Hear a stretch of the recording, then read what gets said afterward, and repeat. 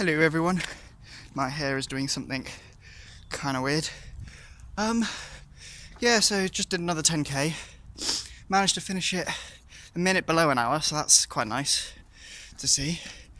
I thought I'd spend today's video talking about how I got into running and kind of my progress over the years of running. So yeah, I just thought, let's just talk about me for a good few minutes. So sometime before 2011, I'm not sure when, I was talking with a good friend of mine, and basically he said, wouldn't it kind of be cool to run a marathon or something like to that extent, or like how great an achievement it would be? And I said, kind of because I'm hilarious and thought this would just be like a little funny suggestion. Well, yeah, I'm sure, like, run it for a bit, walk it for a bit, like, I, in my present state, could do a marathon within a day. It'd probably take me like 8 hours, 10 hours, tirelessly walking. But then he said, no, the actual idea of running without stopping. I'm going to turn the light on because it's quite dark in here.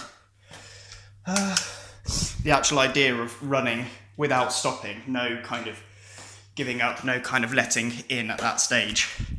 And then that kind of hit me. And then I thought it kind of just sat in my head, that idea, and I thought, I want to do that someday. Then summer of 2011 came along. It was one of the summers I was in uni at. I had something to do every summer in uni besides this one. So I thought, I've got some trainers, I've got some baggy clothes. I thought I will attempt during the summer to run 5 kilometres. That's about 1/8 of a marathon. A marathon is 42 kilometres. In my head, I see it as 40 kilometres, and what's another 2 kilometres after that? And it's just quite nice mathematically in my head. You got 5k, double that you got 10k, double that you got 20k, which is like a half marathon. Double that you got 40k, which is like a marathon. I went online and found something called Couch Potato to 5k, and that kind of struck me as well. It's like 5k seemed like this impossible task, and here was this guide telling you how to go from being a couch potato, not doing any exercise whatsoever, to running 5 kilometres. I thought, wow, I want to know what that's like. So about 3 times a week, every time I'd start running, I'd walk for a few minutes, because it suggested you do a warm-up. So I'd walk for a few minutes, and then I'd come to the kind of exit of my village towards a road going to the next village. And I don't know if I saw at this point, but definitely when I was planning the 5k I was going to do, the distance to the village, to the next village, was about 2.5 kilometres. So if I had just run to that village and back, A, I'd be back home, and B, I'd have run 5 kilometres. So every time I'd start running, I'd run a bit down this road towards the next village and run back. It was like an 8-week program to get to 5k. I was all right for the first couple of weeks, and then I kind of slacked. And then it was getting towards the end of the summer holidays for me. So I thought I'd just try it. I'd just go. I'd done a bit of training, but I'd not really been following through all the steps. I've heard some people say, use a running program when it works for you. When it doesn't work for you, do try and do something else. Don't try and stick to it rigidly. But do try and stick to something rigidly, because you have to do the training. So eventually I just tried, and it was one of the most painful things I tried to do. I was slow. I was not very good. I think it took me 45 minutes to do the 5 kilometres, which is, I don't know, I felt like that was quite slow, but still, kudos to you if it does take you that long, because you've done a 5k. That was the biggest take home for me. I didn't care about the time. I timed myself out of curiosity, but I didn't care about the time. What I cared about was the fact that I had done it. And as soon as I finished, I lied flat down on a bench. It's just that summer I had run my first 5 kilometres, and I was quite happy with that. Got back to uni, did not carry on running. It was actually a few years before I actually picked up running again. So I finished uni, did another 2 years of that. then got into a relationship with my now wife, moved to Reading, got a job, and then my wife went volunteering in Africa for a few months. And yeah, with her not around, I thought probably best to kind of pick up a hobby, and I thought I'll try running again.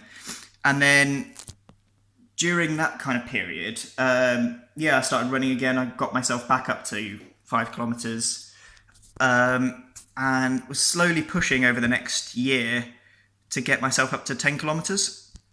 So I was doing it infrequently every now and then. But then the following year, we decided we both wanted to go out volunteering in Africa again. And as part of the fundraising, I signed up to do a 10-kilometer race in London. I didn't actually get any money for doing the 10-kilometer race, and every time I do races, I don't feel like I get that much money. Please donate, by the way. Yeah, there's a link in the description box below. Climate change charity called Cool Earth. They fight climate change. They don't make more climate change.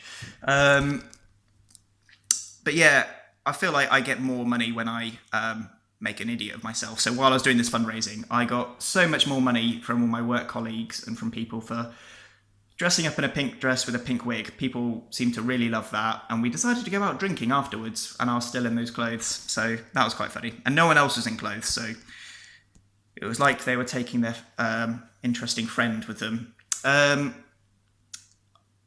But yeah, people don't seem to care that I run too much. I'm going to stop talking about that. I sound like a dick.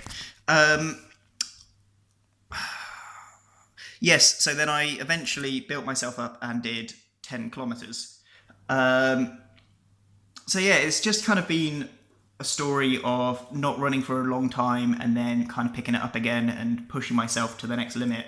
So it wasn't until we went volunteering, we went traveling around the world, we then got married and got a flat in Newbury, and then I didn't then start kind of properly running and training again until someone at work said, my husband's work team needs some extra runners for the Reading Half Marathon. So I signed up. It's a free race, I guess. And yeah, and started training and building myself up again. I actually got a gym pass so that I could run in February when it was like really cold and raining all the time as well. And yeah, I was actually really, really pleased with myself that I managed to do the full half marathon. That was one of the most painful things I ever did. I couldn't walk properly for like the next week. But yeah, I was really happy with it. Then I dropped it again. I signed up to the next Reading Half Marathon, and then that kind of fell through because it was snowing. And then I didn't run for a bit more. Then I've picked up again for the Gosport Half Marathon, and I also ran a 15k obstacle race. And yeah, I'm trying to make sure I don't lose any momentum between now and the full marathon that I'm doing in a few months' time. So that's kind of, the history of how I started running and how I've kind of slowly over the last 7 years built myself up to almost doing a marathon. Well, we'll see when I try it in April. But yeah, it will have been over 7 years, this kind of goal that's kind of always been somewhere in the background of my head that I'm finally making active strides to achieve. So yeah, thanks for listening, and speak to you some other time. Bye.